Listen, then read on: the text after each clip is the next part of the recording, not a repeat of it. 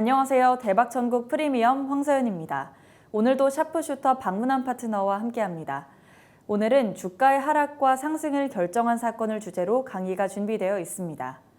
연이은 미국의 금리 인상에 한미 금리는 역전됐고 자금 이탈 우려와 더불어 우리 시장에 악재가 될 거란 우려가 많습니다. 박문환 파트너께서는 현 상황에 대한 분석과 전망, 또 투자 전략 어떻게 가져가야 할지 오늘 알려주신다고 합니다.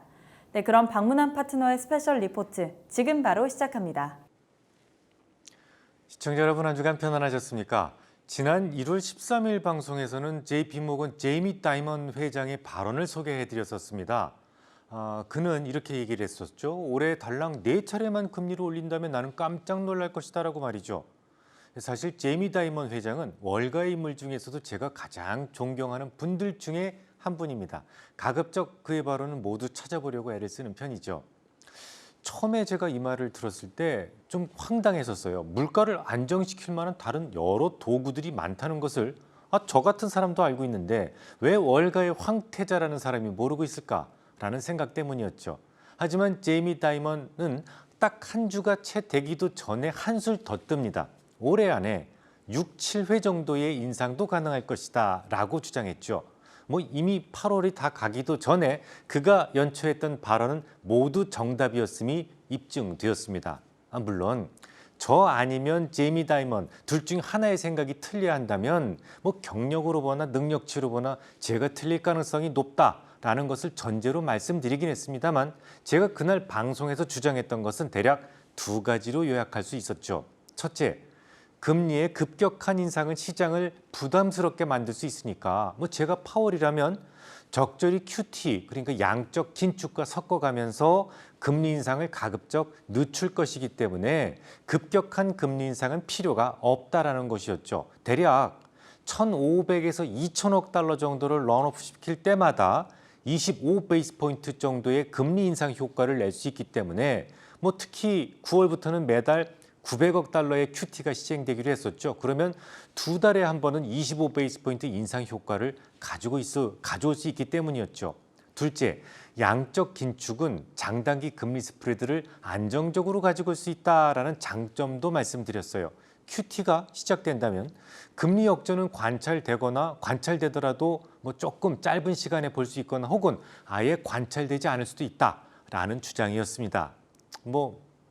여러분들도 아시다시피 제 생각은 근사하게 틀려버렸습니다. 금리에 대한 생각뿐만 아니라 장단기 금리 스프레드도 역전된 상태가 지금 꽤 오랫동안 지속되고 있어요.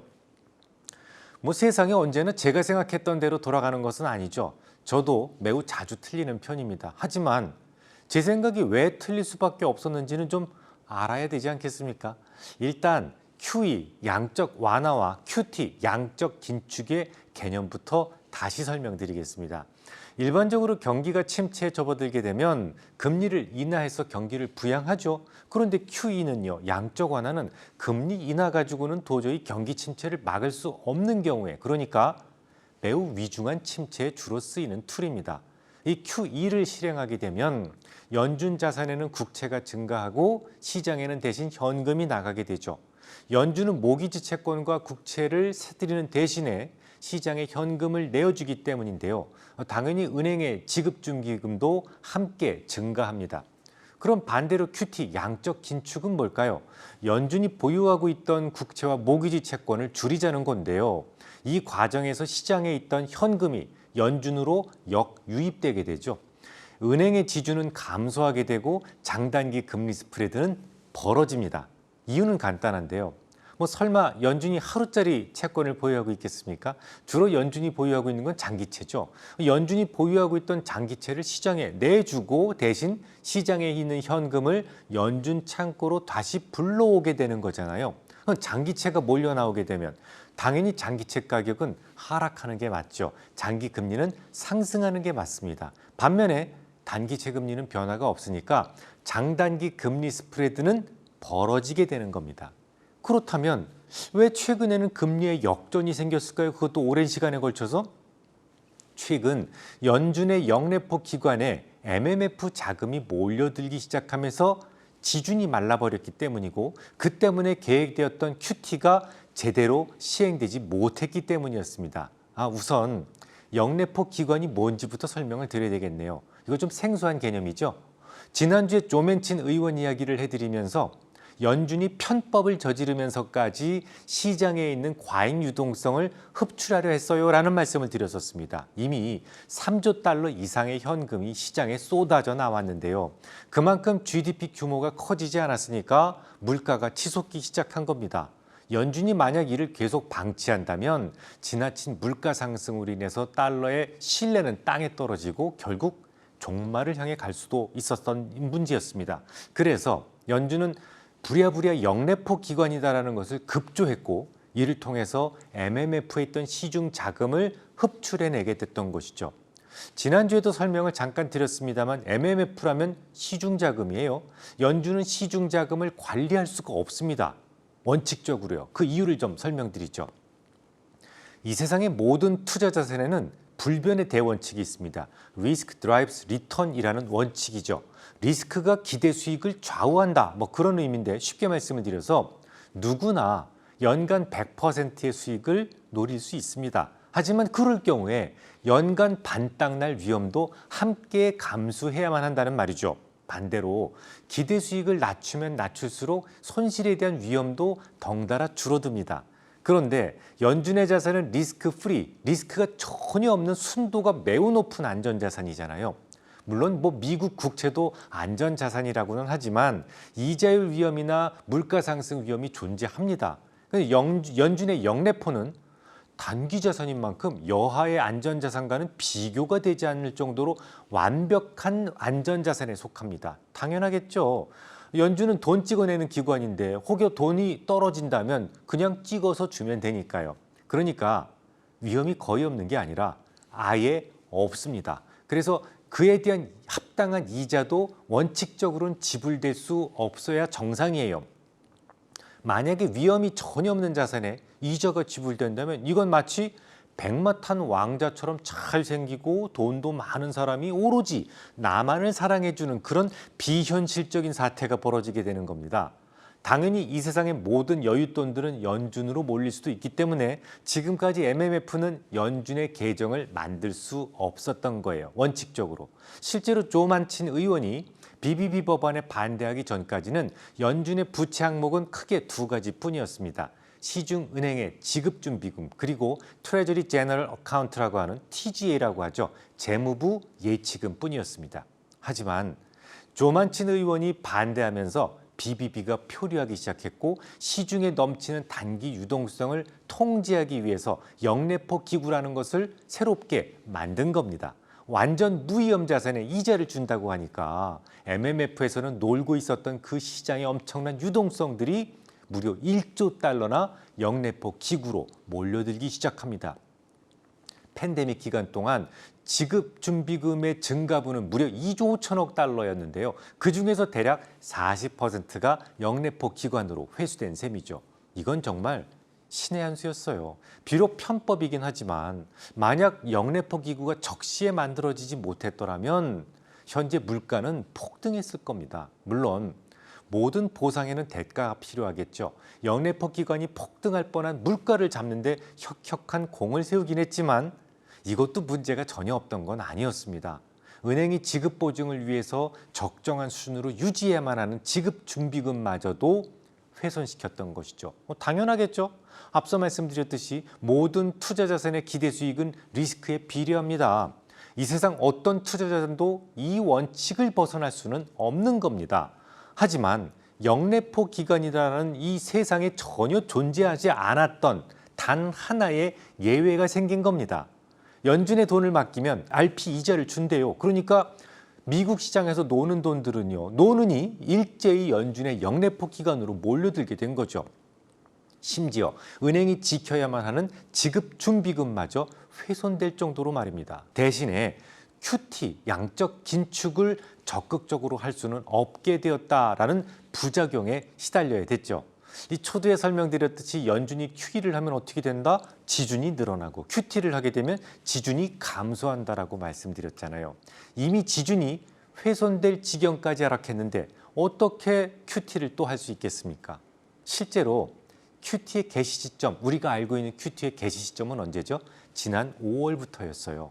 그달부터 매달 150억 달러씩 증액해서 결국 9월 달에는 매달 900억 달러씩의 QT를 시행하겠다라고 했었죠. 이제 다음 달이면 9월이에요. 그렇다면 만약 정상적으로 시행되었다면 이미 2천억 달러 이상의 QT가 진행되었어야 합니다. 하지만 8월도 지금 다 가고 있는데 지금 연준의 국채 보유액은 고작 400억 달러 감소에도 미치지 못하고 있어요. 이건 자연스럽게 만기에 도달한 국채를 제외한다면 거의 적극적인 QT는 엄두도 내지 못했다라는 것을 의미합니다. 하겠다고 하고 못한 거예요. 반면에 지주는 QT가 시작된 이후로 무려 820억 달러나 또 추가로 감소하고 말았습니다.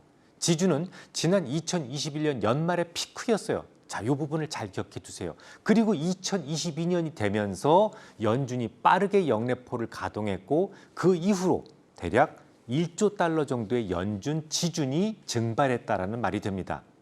퍼즐이 정확하게 들어맞지 않습니까? 잠시 후에 다시 정리해 드리겠습니다만 조만친 의원의 기자회견이 있었던 시기가 2021년 12월 19일이었습니다. 그때까지는 연준은 역레포를 최대한 가동해서 겨우 난폭해지려는 유동성을 달래고 있었어요. 그런데 그날 이후부터 BBB를 기다리던 연준은 깔끔하게 포기합니다. 생각을 바꾸기 시작한 것이죠. 이제는 어쩔 수 없다. 금리를 서둘러 올려야 되겠구나 라고 말이죠. 또한 서두에 말씀드렸던 제이미 다이먼의 생각이 바뀐 것도 그 즈음이었어요. 그는 조만친 의원의 변절로 이제 극심한 인플레를 막을 수 없다는 것을 인지하고 있었기 때문에 그런 말을 할 수 있었던 겁니다. 잘 생각해 보세요. 연준의 태도가 언제부터 돌변했는지 말이죠. 기록을 찾아보시면 2021년 11월에 파월이 했던 발언이 있습니다. 그는 이렇게 얘기했었죠.